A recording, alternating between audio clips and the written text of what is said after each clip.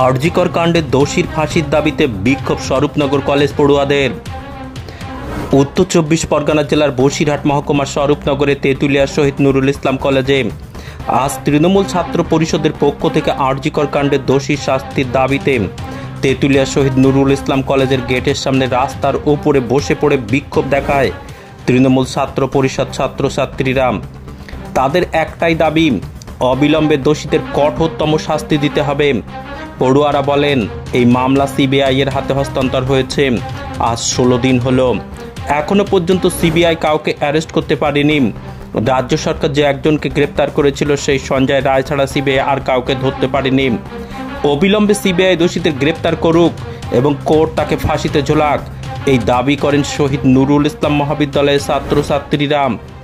ছাত্রী তো যে আমাদের ধর্ষিত হয়েছেন আমাদের দিদি, তার ক্ষেত্রে আমরা এটাই সিবিআইকে বলতে চাই যে তার সাথে যেটা হয়েছে তার বিচার আমরা চাই। এবং কেন সিবিআই এখনো এর জন্য কোনো পদক্ষেপ নিচ্ছে না, এবং আমরা চাই খুব তাড়াতাড়ি নিক এবং যারা জিনিসটা করেছে তাদের ফাঁসি হোক, আমরা এটাই চাই। আজকে আরজিকরে এমন একটা নাক্কারজনক ঘটনা ঘটার পরে এখনো পর্যন্ত একজন দোষী ছাড়া সেই রাজ্য সরকার 4 দিনের মধ্যে 24 ঘন্টার মধ্যে একজনকে গ্রেপ্তার করেছিল। আজকে সিবিআই এর হাতে এই কেসটা হস্তান্তর হওয়ার পরে আজকে 16টা দিন অতিক্রান্ত, এখনো পর্যন্ত সেই সঞ্জয় রায়ের পরে আর একজনকেও সিবিআই গ্রেপ্তার করতে পারেনি। সেই তার নাক্কারজনক ঘটনায় তার খুনের অভিযুক্তরা খোলা বাতাসে ঘুরে বেড়াচ্ছে। আজকে আমাদের তাদের বিরুদ্ধে প্রতিবাদ।